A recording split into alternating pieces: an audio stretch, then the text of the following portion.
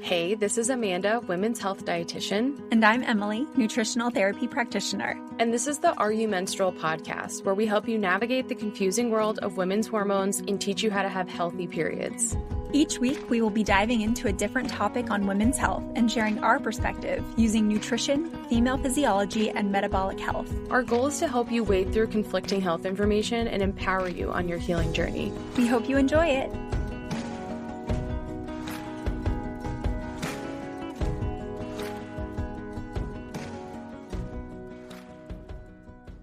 In this episode, we are diving deeper into how the thyroid functions, what impacts it, and how you can support optimal thyroid health. To cover this topic, I am joined by Kaylee McDevitt. Kaylee is a registered dietitian specializing in women's health. She owns a virtual private practice where she and her team help their clients overcome hormone and digestive issues through personalized nutrition. Having experienced the pitfalls of a conventional approach to women's health firsthand, Kaylee is passionate about empowering women to take the driver's seat over their health and well-being. You guys, if you've been listening to the podcast for a little while, you'll definitely remember Kaylee.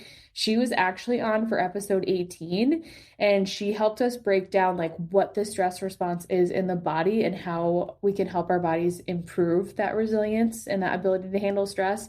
So definitely check out episode 18 if you haven't already. You're going to learn that stress is very connected to thyroid health. We're going to talk about that today. But thank you so much for being with me, Kaylee. Yeah, thanks for having me back again. I know. I was like, who are we going to talk about thyroid health with? And Kaylee's actually the person that introduced me to iodine testing and utilizing iodine therapy. And that's basically changed my life, as I'm sure we'll talk about. So I was like, we got to have Kaylee on to spread thyroid knowledge. Nice. Excited to chat about it. And like you mentioned, it's like such a good piggyback off of our last convo on here. Yeah. And one thing, if you guys like haven't heard Kaylee's story, she talked about it pretty in depth on the last one. It's pretty similar to mine with the whole birth control piece. One of the other big reasons is I would say the majority of your clients probably have thyroid issues. Do you see that a lot? Oh yeah, a vast majority, whether it's actually diagnosed or just in symptoms and not yet diagnosed. We see a lot of hypothyroid specifically type symptoms. Yeah. And I feel like hypothyroidism, or honestly, like any thyroid issue, is just not diagnosed often unless it's really, really bad and far gone. So do you want to give us some background? We'll start with like, what does our thyroid do? Because I think people think of thyroid health and they're like, well, I don't have a thyroid issue. And I'm like, but like you could have this other mineral deficiency or imbalance or something that is impacting how your thyroid is functioning, and it just hasn't shown up on your lab work yet. And we'll talk about how to test your thyroid at the end. But what does our thyroid actually do in the body? Yeah. So the thyroid is like a butterfly-shaped gland at the front of your neck. And it's an endocrine gland, which means it secretes hormones that communicate with other cells and tissues in the body. And for the most part, the thyroid is setting like the metabolic pace of your body. So nearly every cell has a receptor for thyroid hormone, which means what's happening in that gland is affecting everything else in the body, like wide-ranging effects from hormones to digestion to brain health and development. Really nothing that the thyroid's not influential upon, because it's setting the rate at which the rest of our cells do their things. So I think, like you mentioned, it's common to treat thyroid issues as like kind of an isolated thing or a secondary thing, but really the thyroid function being optimal is the root of optimal health, because we can't have a healthy metabolism without a healthy thyroid. And specifically how I actually wrote down setting the metabolic pace for your body. I really like that. I was like, that is a perfect way to describe what the thyroid does. I will definitely put that in one of the social media posts for this episode. And sometimes I feel like that concept can almost be so big that we're like, okay, great. Like, what does that even mean? Or how is that going to show up for me symptom wise? So how can we connect the thyroid with things like our digestion and our hormones? How is it specifically going to impact those parts of the body? Yeah. So we talked about pace, and I think like thinking about the pace of things being tied to the thyroid is a helpful way to connect these dots, particularly when we're talking about digestion. So we have something called peristalsis, which is like coordinated muscle contractions that keep things moving through your GI tract. Now, when the thyroid is underactive, so slowed pace, we have a slowed pace of peristalsis. So we now are not moving things through as efficiently or as timely as we should, which makes digestive symptoms much more likely. So bloating, gas, indigestion. It also makes things like SIBO, so small intestinal bacterial overgrowth, more likely.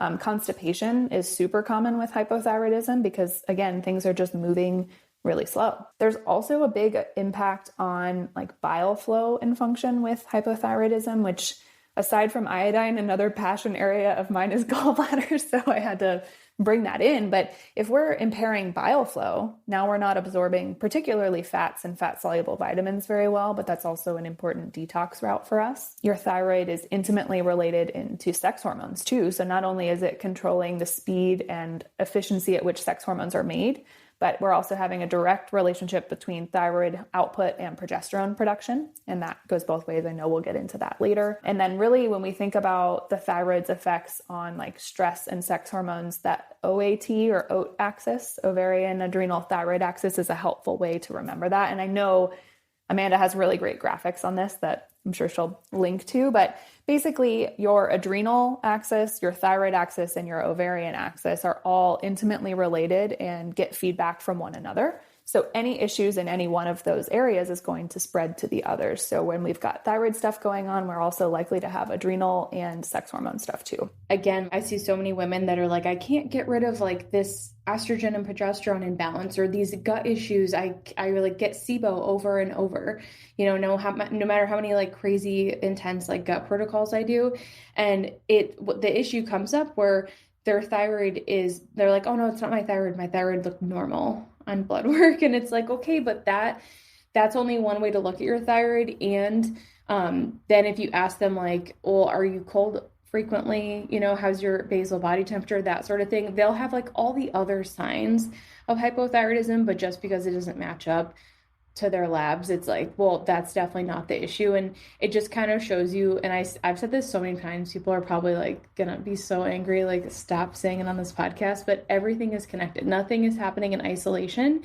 And the reason we want to do this whole series on your thyroid is because it is so connected to everything else. And it's one of those parts of the systems in the body where it's like, unless it's really, really off, it's really hard to get help with. I love that you talked about the O axis. I think that's essential. Like they all impact each other, right? It's not like we have like having adequate progesterone, like that's going to be helpful for your thyroid, but having adequate thyroid hormone, that's going to impact that. Thyroid impacts our cholesterol, high cholesterol is usually one of the first things I'll see on lab work that's like yelling that, hey, your thyroid probably needs some help. So what is going to impact how our thyroid functions? I think this is where some of the confusion can come in, where it's like, well, I don't have hypothyroidism, like they don't have an actual issue with the gland, but what are some other things that can impact how our thyroid works, especially when it comes to nutrition?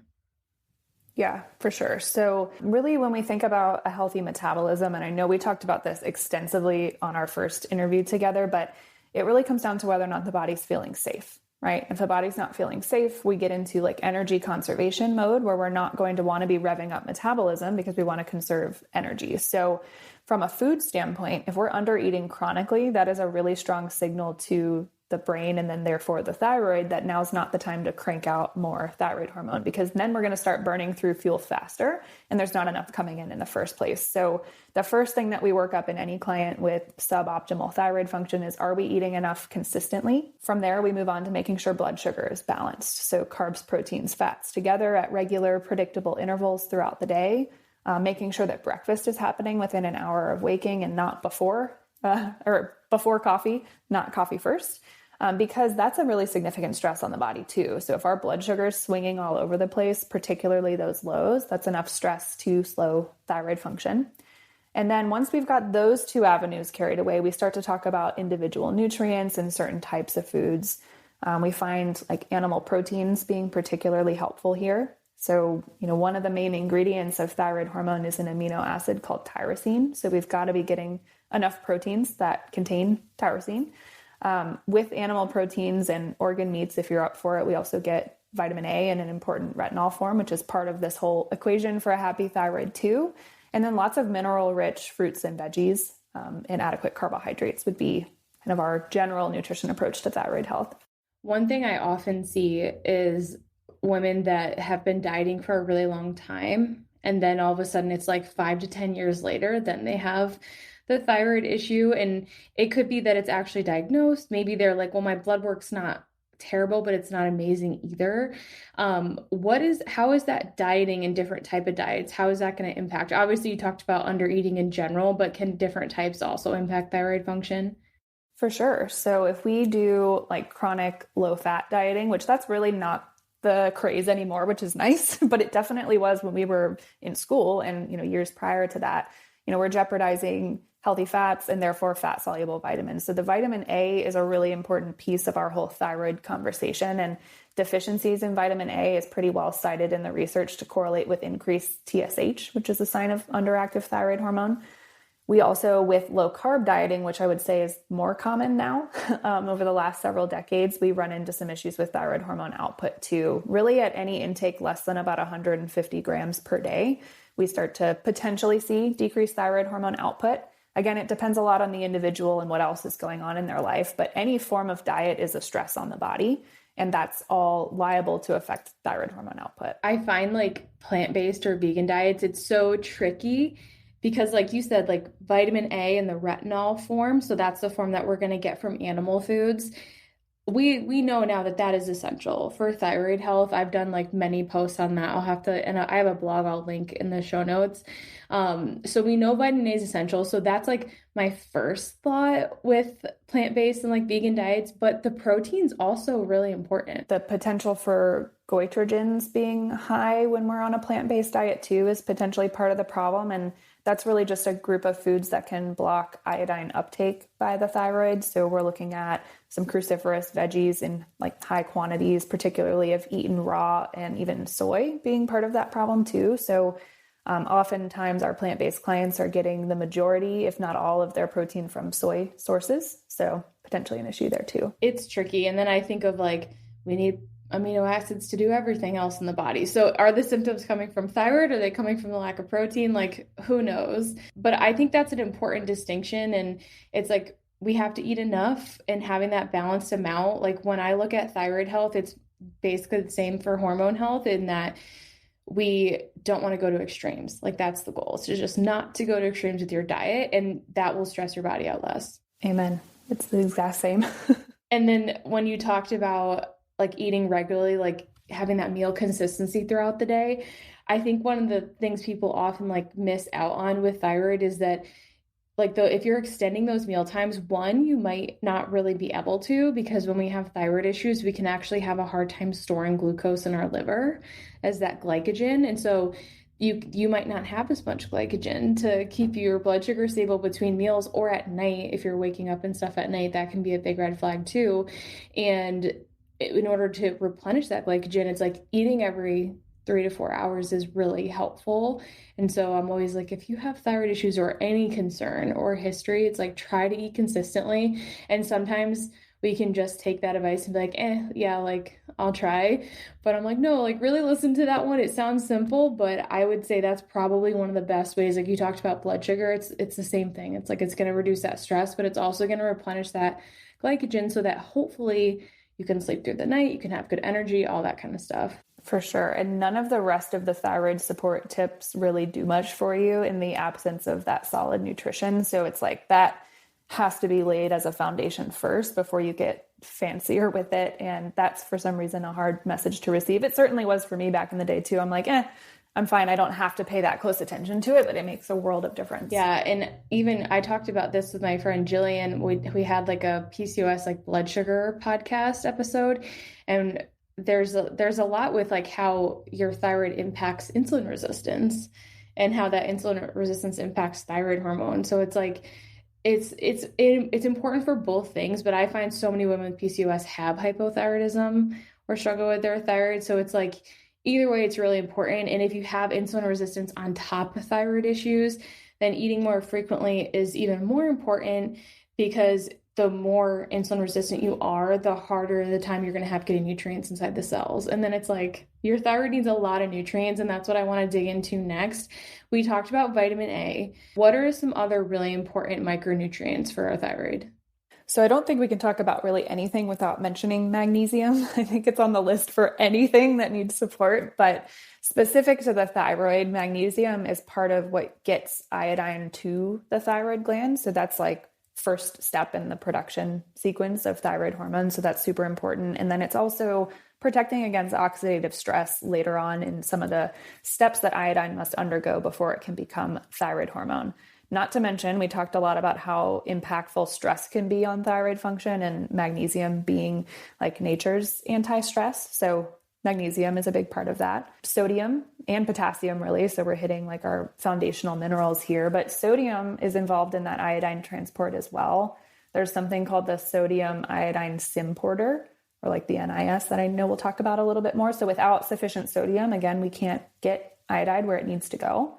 And then potassium is really helpful when it gets to actually getting thyroid hormone into the cell. So helping to sensitize the cells to like uptaking thyroid hormone. So you had mentioned sometimes people have hypothyroid symptoms, but their labs look normal. And you can have that when we have cellular hypothyroid, where we actually are making plenty of thyroid hormone, but we can't get it into the cell. And potassium is part of that. We also have iron in the mix with caution, but iron in the right place and used correctly is really helpful for converting inactive T4 to active T3. It's necessary for TPO, or thyroid peroxidase enzyme 2, which is part of the whole way we process iodine in order to make thyroid hormone.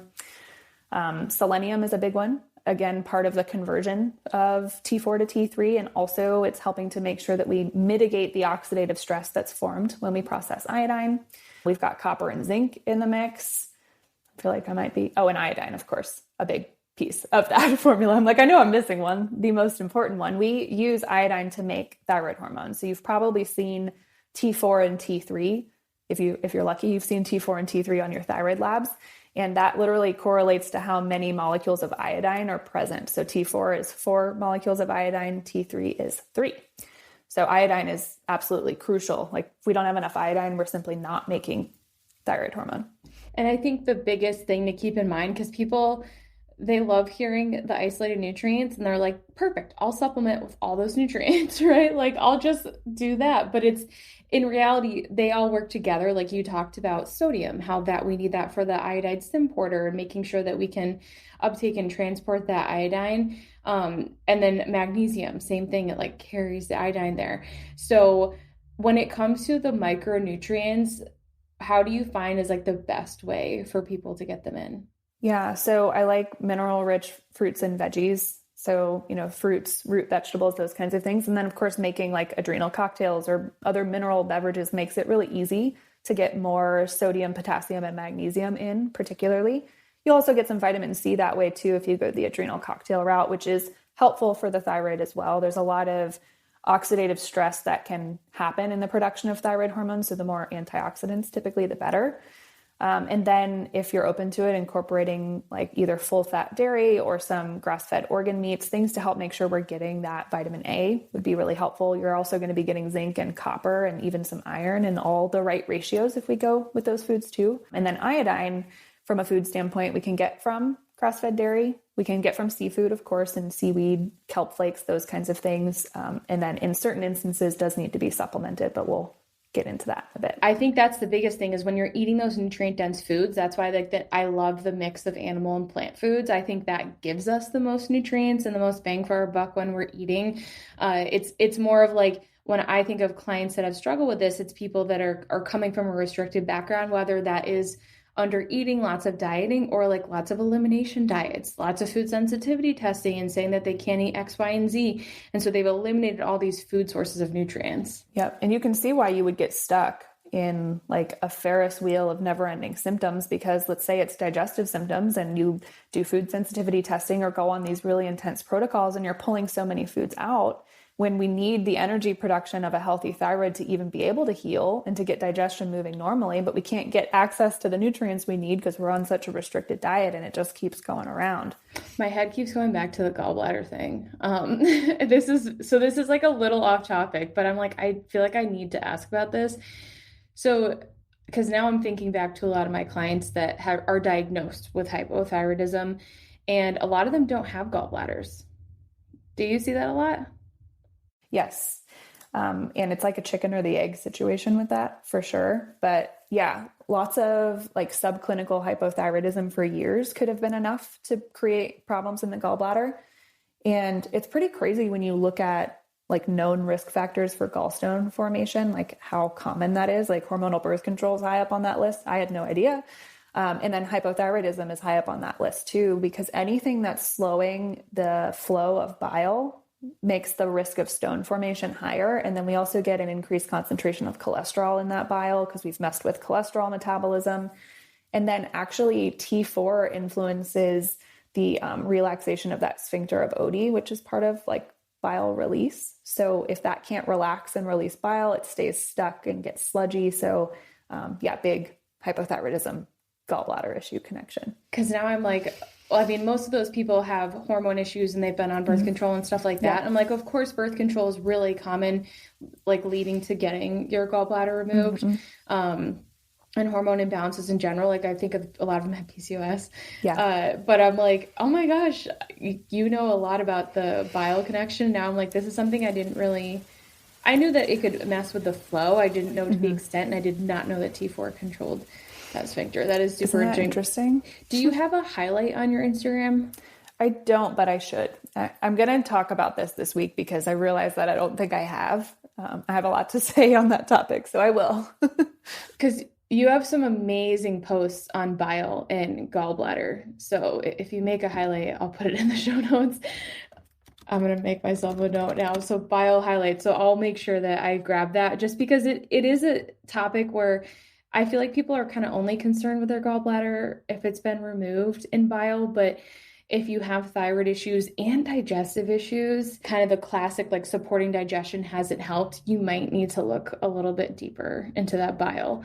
Thanks for the side tangent. Okay. So we talked about the micronutrients, where you can get them in foods, even like, adrenal cocktails. I'll put the blog for that if you're like, what the heck is an adrenal cocktail? We talked about this in another episode as well. It's just like a mix of sodium, potassium, and whole food vitamin C in delicious drinks. Let's talk now, since we kind of know what our thyroid needs, how it's going to impact our digestion hormones. How does stress impact how our thyroid functions? You talked about this in the beginning, and especially specifically to blood sugar, but how does stress in general going to impact how that thyroid works? So that input of stress, again, comes back to whether or not the body's feeling safe. I feel like that's probably my most used phrase in any talk that I have. And when the body doesn't feel safe, we're going to slow energy production down. So we do get a direct effect on the thyroid output from that standpoint. And we talked about that OAT axis before, about how there's an interrelationship between adrenal, ovarian, and thyroid function. And when we've got a really revved up HPA axis, so this was the one talking about adrenals and stress, and the end result of a revved up HPA axis is boatloads of cortisol, our stress hormone in circulation, we actually get a blunting of our TSH, thyroid stimulating hormone, when there's an abundance of cortisol around. So this gets people in a tricky situation because almost always, unless you request more, your thyroid testing will only be TSH. And that's like the very tip of the iceberg when it comes to what's happening with the thyroid. But when cortisol is high, TSH will be low because we have that negative feedback loop, which means your thyroid labs will look good if we're only looking at TSH when stress is high. And I'd say you probably agree with this too. Most of my clients that are not feeling well, stress is high and they've got hypothyroidism symptoms, but they've been told that it's normal because TSH looked good. Yeah. And then once they start making changes, like food changes, supplement changes, reducing their stress, their TSH goes up and they freak out. They're like, what the heck? I feel so much better, but my TSH got worse. And it's like, that's because you don't have a bunch of cortisol reducing your TSH levels. And I think this is an important one to remember because it can be really hard to advocate for yourself when you're at the doctor or working with whatever practitioner you're working with. And they're like, no, TSH looks good, so it's not your thyroid. This is when you want to think about, but it's interesting because there's so many different things that can impact my thyroid. And we know that our thyroid is going to trickle down and impact digestion and hormone production and detox and metabolism and all that stuff. So that's when it's like you do want to look further, and we're going to talk about that when we go into the labs. But that was my big thing. I was like, I want to emphasize that your TSH and your thyroid can look normal, and this is like a short-term thing. Eventually, once it gets like really off, and once you've been stressed for a super long time, typically that's when it'll go up, and then you're going to get that diagnosis. But it's an important one to remember. same thing with like your reverse T3 values. If you get your reverse T3 checked on blood work, then that's like a sign of like excessive and like chronic stress, and that's just going to put the brakes on that thyroid hormone. Hey, Amanda here, just giving you a quick break, hopefully a break for your brain in the middle of this podcast episode, to remind you that if you haven't gone through our free training, Optimizing Hormone Health Through Mineral Balance, we really do recommend starting there. And the main reason for that is because you're going to hear us say things like mineral foundation, having a solid foundation, are you putting the foundations in place? Especially as we get deeper and deeper into different hormonal topics and specific imbalances in the body, the mineral foundation is always going to be so essential. So if you haven't watched the free training, you can find it in our show notes, or you can go to hormonehealingrd.com, and it's going to be right on that front page there. But we really recommend starting there so that you can understand how is your current mineral status, how do you assess this, and how to get started with all that, just so you can get as much as you possibly can out of the rest of the podcast episodes. But that's it. I hope you enjoy the rest of this episode. So we talked about nutrition, diets, specifically certain micronutrients, stress. We know stress will like blunt the thyroid, make it look normal, but it's actually, that's not a good thing because we need thyroid hormones. So we don't want your TSH to go like way down. What about things in our environment, specifically halogens? How do they impact thyroid function? Yes. So halogens, if you took any kind of like science class in high school, you may remember the periodic table, and the halogens are all elements in the same column. So iodine's part of that. We also have fluorine, bromine, and chlorine being the most common ones that we're getting exposed to. And so the more we are exposed to those, the more likely those halogens are to take spots on iodine receptors. So all the halogens are going to look like chemically very similar and act similar in the body and take up the same receptors.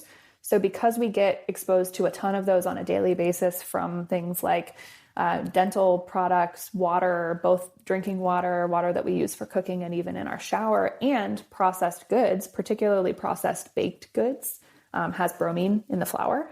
And then, of course, we've got chemicals elsewhere like furniture and flame retardants and all kinds of fun stuff. But we're getting a lot of halogen exposure, but not a lot of iodine intake in our diet. So we have these halogens taking seats on iodine receptors in the body, which only increases our need for iodine. So the body can't use fluorine to make thyroid hormone. So if fluorine's taking up the iodine receptor, now we can't get the iodine in there to make thyroid hormone. So there's definitely a direct assault on thyroid function with exposure to halogens.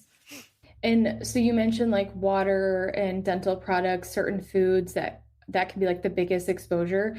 What are some ways that you help your clients like minimize that? Like what would you say like the top ones are that you try to have people switch out? Clean water is a big one. So whatever we can do to filter our drinking water, ideally our shower water too, if we can. So there's all kinds of good water filters, both things that you'd actually get installed or just countertop filters that we could use with varying degrees of success of removing these compounds. And then shower head filters can be used too. We've always looked at those whole house filtration systems, but they're crazy expensive. So we opt for a shower head filter for showers. And then looking at what we're using for like dental care and finding fluoride-free options was a great way for us to reduce exposure and for a lot of our clients. Yeah, water I feel like that's the one where I'm like, it's gonna have the biggest return on investment because we have so much exposure. And like you mentioned, it's not just drinking water. I feel like drinking water is pretty easy to filter. Like they make really good pitcher filters now. You know, like you can filter a lot out, and it's like it's the fluoride and the chlorines that are really the biggest ones that we're thinking about with water. And you mentioned the whole house filter. So I've done a lot of research on this. We used to live in a tiny house, and we were going to get the whole house filter then. When I like Pure Effect filters. Yeah, they're great. They have amazing filtration systems, and they have a different one like well water versus like city water, which is an important distinction. And so I was like talking to the guy, I'm like, what should we do? And he's like, honestly, even when you use a whole house filter, that because of the shower, like because it's like filtering through there and then going to the shower, and the shower water is coming out so fast, he's like, I would personally still have a shower filter. And I was like, okay, then I'm not going to get the whole house filter. I'll just get shower filters and then a filter for underneath the sink, or they make like on top of the counter filters. Those are my favorite ones because they have like the biggest range. So it's like, depending on your budget, you can get a cheaper countertop one. You can get a really nice under the counter one. That's the one we did for the tiny house. Now, we have like the countertop one here for now because we haven't figured out our new situation. But that's just something to keep in mind. I feel like people, they're like, I need this like crazy filter. It's like you can get a decent shower filter, and most of them, like even if you get like Berkey, Pure Effect, they're like $80. So it's not that bad. And then I love baths. Are you a bath person? I am. It took me a year for some reason to get my act together in this house, but I just took a bath last night, finally. You have like such a beautiful bathroom too. Yeah, it's embarrassing. I have nothing to say for myself, but yes, bath person finally rejoined the bath community last That is night. so I'm like obsessed with baths, and it's in pregnancy you can't take like really hot ones. It's like torture. But I use a bath filter. I'm guessing you guys do too. So we don't on there yet, but I'm looking for it. So if you are in the absence of a filter, though, we can make use of like some vitamin C as a way to help mitigate the effects of those halogens or neutralize them. So chlorine's really high in our water here. Like you can smell it. You can feel it in my eyes. Before we installed our shower head filter, it was like a whole problem. So I put some vitamin C powder in my bath while it was filling. Yeah, a lot of people will do that with their shampoo and like body wash and stuff too. Or I have a lot of people that really love swimming or hot tubs. Like if they like you'll have a hot tub, it's like, yeah, I can't really imagine not using it. And again, this isn't about like being perfect and eliminating all possible chemical exposures and halogen exposures. It's more just looking at where am I getting the most of these? And if you're a pool person, then it's like, okay, I'm gonna use some vitamin C powder after in the shower when I rinse off. If you really like baths, like I love that you put that in there to neutralize it. I think that's super smart. The bath filters are great too. Like Cousin makes a good one you can get on Amazon. But yeah, they're in there. It's like the replacement filters are cheap too. So that's always nice. But those are some great options. So I know someone will probably ask, so if you're going to do fluoride-free toothpaste, how are you going to prevent cavities? We could have a really long discussion about fluoride, but I think that's outside the scope of our session today. But, mineral status is really important at cavity prevention. Like our teeth are made of minerals. So I've tried probably every fluoride-free option out there and really settled on Risewell. It has hydroxyapatite in it, so that's helpful to remineralize teeth or at least take care of the mineral aspect of teeth, in addition to the fact that I pay very close attention to mineral status in my day-to-day and like do routine HTMAs and make sure calcium's going to my bones and teeth. And then, of course, like eating good food and practicing good dental hygiene, like brushing, flossing, tongue scraping, all of those things go really far toward cavity prevention. It's not just about fluoride. And there's actually not amazing research on fluoride and cavities. And I remember when I was first digging into all this, I was diagnosed with hypothyroidism when I came off the pill and getting into functional nutrition and stuff. And I was like, well, dang, I've always used fluoridated toothpaste. My mom worked at a dental office for like 15 years. And I was like, what? This is crazy. And I switched over to the like Risewell's like hydroxyapatite based. And I actually really like Wellness. Okay, so Wellness Mama makes it. Her brand is like Wellness with an extra SC at the end. And I've called it Wellness C. And then someone was like, it's Wellness. So her brand is great. And the reason I like her toothpaste a little bit more than Risewell is because it's really minty. So and like my husband is just like, he won't use something unless his mouth feels intensely clean after. So that one, if you're having someone that's a hard time transitioning people over, that's a really good brand. But Risewell is great. Their mouthwash, like nothing is better than that Oh my mouthwash. gosh. Nothing is better than that mouthwash. I wish it came in bigger bottles. I know. Because we go through it really fast. And they run out a lot too. But yeah, it's like there are other ways, and there's a lot of research, and a lot of it comes out of Japan on the hydroxyapatite, but that has like actually better cavity prevention than fluoride. Yeah. There's a lot of like unlearning there with the fluoride conversation, but yeah. But not like too hard. And then I know people like would worry about that. And if you have kids and stuff, you're like, I don't want to like do anything that's going to harm them. It's like, do your research. Risewell has a lot of great stuff on their website too, like research articles and stuff. So let's go back to the hormone piece and how thyroid health can show up in your cycle. How can our thyroid health show up as far as like symptoms, length of cycle, all that kind of stuff? So, women with hypothyroidism tend to have more symptomatic or more irregular periods because there's a couple different things that can happen here. One of them is that, we mentioned it earlier on, there's a big connection between progesterone and thyroid hormone, and it goes both ways. So, the better your progesterone production is, typically the better your thyroid function is, and vice versa. So if the thyroid is subpar, progesterone production is going to be subpar. And that would be reflected in like heavy, painful PMS type symptoms because we've got low progesterone relative to estrogen in that second half of our cycle or the luteal phase. If you track your basal body temperatures, you'll likely not see a sufficient rise in BBTs in the luteal phase if we've got hypothyroidism because we're not getting the stimulation of progesterone production either. And that's what causes that rise in temps. I know that was certainly the case for me post birth control too. I know there was some thyroid stuff going on, but all I saw was a TSH that looked normal. But my temps were super low. Like I was very concerned about how low they were.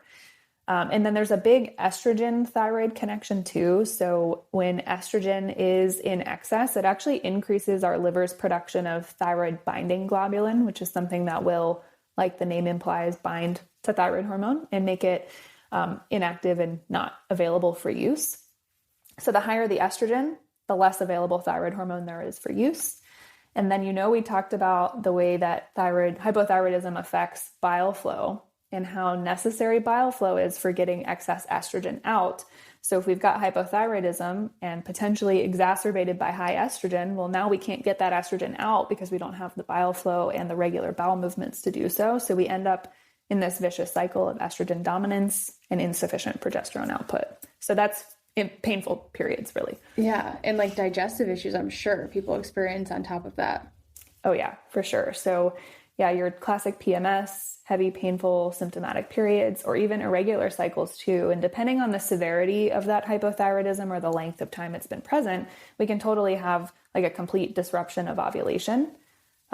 When our body's cranking out a lot of TSH, we also make a lot of prolactin at the same time. It's coming out of the same place in the brain, and that will influence LH and FSH production too. So that's potentially the other tie-in with the PCOS hypothyroidism overlap, is that we've got an elevation in prolactin messing with LH and FSH, which is necessary for that ovulation event. I get a lot of questions on high prolactin, and I'm like, yes, sometimes it is a totally separate issue. It can with like pituitary tumor, stuff like that, like for sure. But more often than not, there's no tumor present. And they're kind of like, my doctor is stumped. Like, I don't know where this is coming from. And like you said, I'm thinking of someone in particular. She doesn't have a gallbladder. She has hypothyroidism, lots of iron issues and stuff. So it really is all connected. And it just kind of shows you like, yes, like high prolactin is the big concern. It's the red flag that's come up for you. But is it coming from somewhere deeper? Okay, so let's wrap this up with talking about how to assess your thyroid function, because I think sometimes people know. I have women that are like, I know something's off. I know it's my thyroid. I just can't figure out why or show anyone that it is. And then some people are like, it's not a thyroid issue. Like mine's normal. How, as far as like blood work goes, what should people be asking their doctor for if they want to get that nice full picture of their thyroid health? Yeah.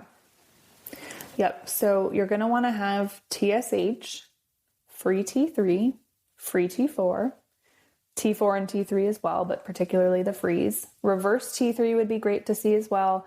And then we want our thyroid antibodies. So that's TPO and then thyroglobulin antibodies. So TGAB is usually how that shows up on labs.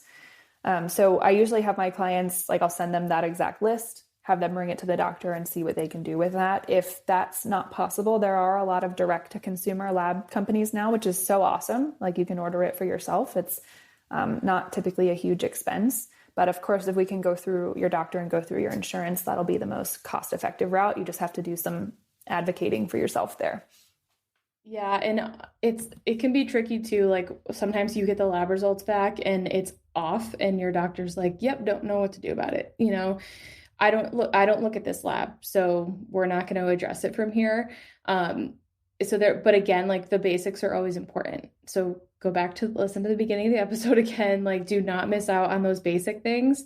Especially like eating consistently, having the good mix of foods, getting enough protein, getting enough carbs, not eating less than that 150 grams. Like, so many things like that are helpful. So blood work is one way, and that's really showing you more of like how much your thyroid's producing, right? Yep. How much it's producing. Are we having, like, it can help pinpoint where there might be a kink in the chain, depending on what's off. Is it a production issue or a conversion issue or a deactivation issue? So that's helpful for us to decide what's the biggest priority for us to intervene with above and beyond those basics that you have to be doing regardless. But I like blood work for that aspect.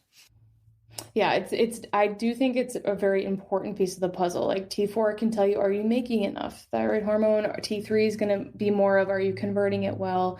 The reverse T3, like we talked about before, it can be an indicator of stress and like how much is that stress impacting your thyroid.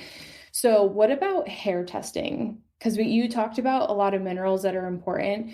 How can hair testing give you some insights into thyroid function? Gosh, I love hair testing with thyroid function. And Amanda, you got me into HTMAs like a couple of years ago now, but it's been so helpful to do in conjunction with the blood work. Like, I feel like we finally have a full picture there. So not only are we going to get an assessment of a lot of those key nutrients that we already discussed, like magnesium, sodium, potassium, selenium, like those kinds of things are going to be on an HTMA, but there's also an important ratio on there called the thyroid ratio, and it's calcium to potassium. And that's really where we can start to see some answers for like the cellular hypothyroidism. So I will encourage you, if you've had that comprehensive thyroid panel done and it truly does check out, like it looks fine, but you don't feel fine, we should definitely do a hair test. Because my guess would be, if you're not feeling fine, even though labs look good, there's an issue of actually getting that thyroid hormone into your cells. And that's really where that calcium to potassium ratio shines, in my opinion. And it has solved a lot of mysteries for some of my hypothyroid clients.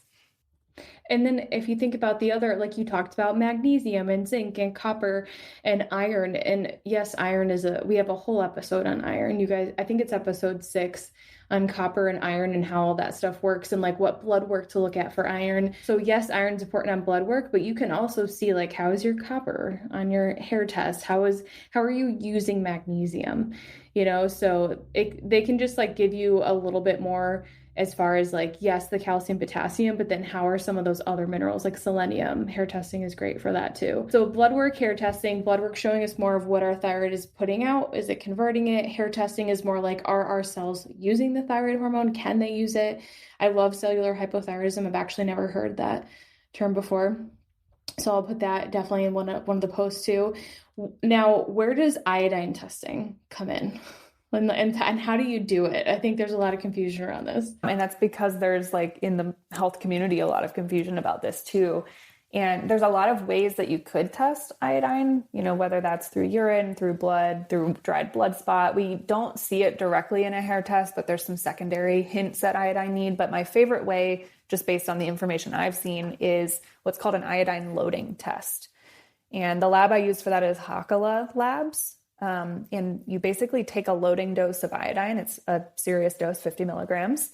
And then you're collecting your urine in this massive jug for 24 hours because we're seeing how much iodine you excrete after the loading dose. And the premise of that kind of testing is that if your cells are fully topped off in their iodine store, we're going to just excrete what we don't need from that big loading dose. So you're getting a percentage of excretion rate when you get your results back. And anything less than 90% would indicate to us that we have some room to improve your iodine status. Anything over 90% is telling us that you've pretty well met your iodine needs. And I found that to be the most useful test. It's a cost-effective test too. It's not expensive to do. It's a bit of a pain to pee and collect that for 24 hours in this big jug. So like, do it on the weekend when you're at home and you're not toting that around at work. You have to keep it in the fridge too, or they recommend that you do, so it doesn't smell at all if it's in the fridge. So if you're like worried about that, but I mean, imagine having that at work, like in the work fridge or something. No, don't do that to yourself. Just do it on a weekend at home. So I think the biggest thing, and I love this test, I've utilized it for myself. I'll do a whole episode on my pregnancy stuff, and I've done it throughout pregnancy as well to kind of let me know, am I taking enough iodine? Is it safe for me to utilize more? So you talk about the loading aspect, because one of the big things I'll get from people is one, like they're shocked that I'm recommending to look into iodine. They want to know why it's not on their hair test, but it's actually better read through your urine.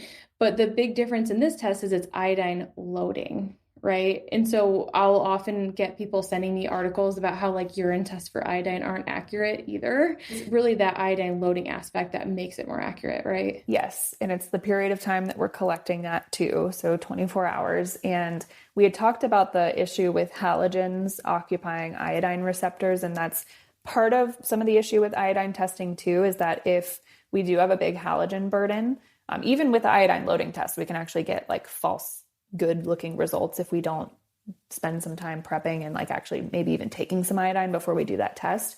But it can be hard to get an accurate read on your iodine if your halogen burden is high, because we've got halogens taking place on those iodine receptors. And therefore, when we see that excretion rate being high, is it because we truly were topped off on iodine, or was it that we had other things occupying those receptors, so we did excrete the iodine? So even the iodine loading test is not perfect and has some strategy in how it needs to be done, but it is, at least according to the limited literature on iodine testing, the best option that we have. I have never seen a good result. I mean, until after someone's used iodine and like gone through a protocol and worked on that kind of stuff, but I've never seen like an initial test that was like looking optimal. Nope, me neither. Me neither. And so why is it that, so basic, and like we're not telling you guys to take iodine if you have a thyroid history. Do not take iodine. We actually would say you shouldn't utilize iodine. There's a whole process to adding iodine in, and like Kaylee mentioned, like we need magnesium and zinc and copper and iron, like all these vitamin C, all these like really important cofactors that are going to go along with iodine, selenium. If you don't have those, then if you, like I see a lot of people supplement with iodine, they're like, didn't do anything, or I feel worse.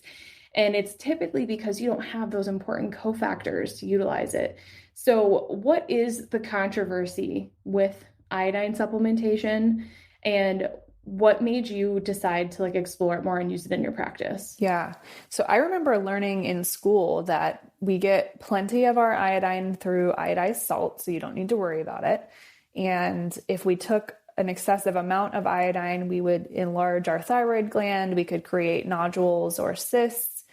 We could end up in a hyperthyroid state. I just remember being like very afraid of iodine at the end of schooling. So it really wasn't on my radar for a long time. But much like really anything we end up adding to our practice toolbox, I was not getting people better with what I thought would make sense for them, and ended up reading one of Dr. Brownstein's books on iodine, and then kind of went down many rabbit holes there and understood how the thyroid gland uses iodine and how every cell in the body actually takes up iodine. It's not just the thyroid. And particularly with reproductive tissue and any other endocrine glands, like the need for iodine is so high.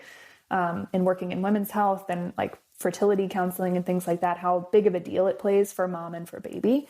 And that really the issues with iodine come from either like a detox reaction from dislodging halogens, or because we didn't do the prep work and we don't have those other cofactors in place. Because if we take a ton of iodine, but we haven't worked on those cofactors, we end up creating more oxidative stress in the thyroid, and we can feel worse and can damage the thyroid gland. And so in my opinion, that's where like the stereotypes of iodine hurting the thyroid come from, is we didn't do our due diligence, and we, as we typically do, looked at an individual nutrient in isolation when really it's like a whole constellation of things that need to be supported together. It's not as scary if you don't have an autoimmune history. Like I feel like people are not necessarily worried about it. Their doctors never warn them, not to utilize it. If they just have your typical hypothyroidism or like subclinical where maybe it's not that bad. But then there's the autoimmune group, right? Our Hashimoto's people, our Graves people, and they are terrified of iodine. They're even worried about getting too much in their diet because somehow we got this idea in our head that it can cause autoimmune conditions. Do you utilize iodine therapy with people that have autoimmune issues? And like, if so, like, why do you feel safe doing that? Yeah. Yeah. So I do, but we do so carefully. So we're never, autoimmune disease or not, we're never just blindly putting somebody on iodine, and it's never the first thing that we do either. But in somebody with like Hashimoto's, for example, we would get all the labs that we mentioned, full thyroid panel, a hair test, iodine loading tests to make sure we knew, okay, they do in fact need iodine. But if we look at the steps that have to happen from like iodine intake into the thyroid to like the oxidation and organification of iodine to become thyroid hormone, usually where we see issues with like increased oxidative stress and potential for increasing antibodies against like TPO in particular is if we're lacking things like selenium, we don't have iron in the right place, we don't have magnesium around, we don't have bioavailable copper. So as long as we've supported all of those other aspects, then we'll start really low and slow with iodine if it's warranted by their labs, and then we're retesting as we go. And with great outcomes. I've seen iodine therapy be so helpful for people, myself included. And it's one of those things where it's, again, like it's not the first thing you do. And like you have to do food first, you have to add your other minerals in first.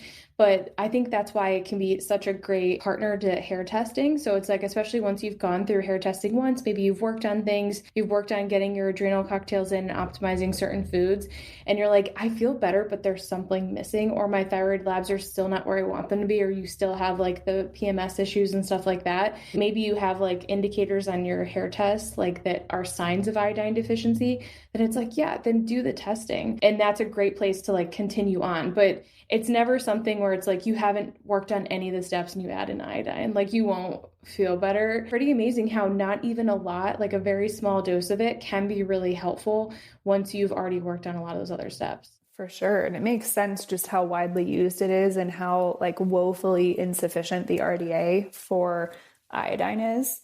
And one other note I just want to say for anyone that is embarking on an iodine journey, one expected change in your labs when we start implementing iodine is you will likely see your TSH go up first, like in that first 6 months or so of supplementation. And much like when people are working on their stress and taking care of themselves and they see their TSH go up and they freak out a little bit, that is an expected and normal and even good outcome, because that's really just TSH increasing that sodium iodide symporter that we talked about. So that's literally like the bus that's driving iodide around and getting it into the thyroid. So it would make sense that if we're taking in more iodine, we need more buses to scoop that iodine up and get it into the thyroid and other cells too. So remembering that TSH isn't just have one function to stimulate the thyroid hormone, it has other stuff, one of them being increasing those iodide buses. I love that. I like the bus analogy too. And I liked how you said seats for the halogens, like how fluoride takes a seat on the iodine receptor. I was like, I can visualize that. Because when we get into like the symporter and like different receptors for minerals and hormones, it can feel confusing. But I think when you think about, okay, these things all work together, like the halogen can make it so that your thyroid hormone can't bind because it's already there. So this is why we want to minimize our exposure. Or like your TSH is probably going to go up. I don't see it in everyone, just some people, but then it's like, it's going to rebalance after, and you'll see your T4 and T3 improve as a result of it, and you'll feel better. So the last thing, and you mentioned your body temperature, like how you said you came off birth control and you were like, my body temperatures are really low. It was a big concern for you, like a big red flag. So how can people, even just at home, that's my favorite thing for people to look at. How can people learn about their thyroid health from their basal body temperature? Yeah, I love this too, because free at home things is just like so refreshing in a world of like typically expensive interventions. So tracking your basal body temperature or first waking temperature with like you don't have to get a fancy device for this. You can use a regular thermometer. You can get one on Amazon, is telling us about your thyroid function, because your thyroid function dictates the production of energy and therefore the production of heat in the body. So body temperature and thyroid go hand in hand. So if we're seeing, temps consistently below 97.5, that's a pretty clear indication that we've got some suboptimal thyroid function going on. We can also, of course, use that as part of fertility awareness method, telling us more about our cycle and where we are, insight into what progesterone production looks like in that luteal phase too. But it's great to keep tabs on how am I doing internally with all this work I'm doing on my thyroid, because it's not feasible to be doing lab tests like once a month, and you actually shouldn't, because things take longer than that to change. But your body temperature is giving you real-time feedback, which I think is cool. You can also watch it improve. It's great to do it in the beginning, even if you're like, oh, I feel like it's probably not in a good place, and track some now. Otherwise you're going to regret it, because then when you track it later and it's optimal, you're gonna be like, I wish I saw how much it had changed over time. But that's another really awesome one that you can look at. So for follicular phase, you mentioned it's like 97.8 8-ish. Yeah. So I usually tell people not less than 97.5, like at any point in the month, but yeah, 97.8-ish, and then into the 98s for the second half. Awesome. So that was a lot of information for people to take in, but the goal is just for you to understand like what impacts your thyroid, how does your thyroid connected to your hormones and digestion. Everyone should care about their thyroid health, especially women. In my opinion, it's one of those things that should be tested throughout your life so that you have that information and can compare it. I'm going to put a bunch of links in the show notes of like we talked about vitamin A, adrenal cocktails, iodine. I'll link the book that Kaylee mentioned, Iodine and Why You Need It. That's the one you're talking about, right? Yeah, so I'll link that one too. And then, of course, Kaylee's IG and website. Anything else you want to leave people with? I just want, because this did get complicated and most things do, to just remind you that because everything is connected, it's really good news, because the same checklist of things that we were working on for hormone health really applies to the thyroid. And I just want to reiterate how much control you have over these things, which is cool. I think we often believe that once something's diagnosed, like that's just our truth and our reality here on out, but there's so much control we have, and a lot of it is like pretty simple stuff. And just do one thing at a time. I know we talked about many things. The goal is to give you all the resources we can, but pick one thing and work on it and let us know how it goes. If you enjoyed this episode, definitely tag Kaylee and I on Instagram. She's at KayleeRD, and we'll reshare it, but it's just nice to see like what are people's biggest takeaways, what they love about the episode. Thank you so much for all your time and expertise, Kaylee. I appreciate it. I'm sure I'll have you on again. Sure. Thank you for having me again. I appreciated it.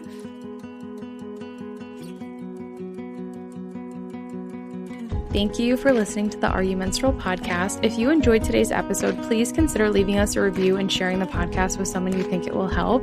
If you are new here, we can't recommend enough to start with our mineral imbalance quiz. This is going to give you an idea if you are at low, moderate, or high risk for mineral imbalances. And then, of course, make sure you follow us on Instagram at Hormone Healing RD, and consider signing up for our newsletter. If you like nerding out and you are just loving these podcasts, but maybe you're a little bit more visual and you want to see things too, we go into a ton of detail in our weekly newsletter. So we would love to have you join us there. All right. Thank you. And we will see you in the next episode.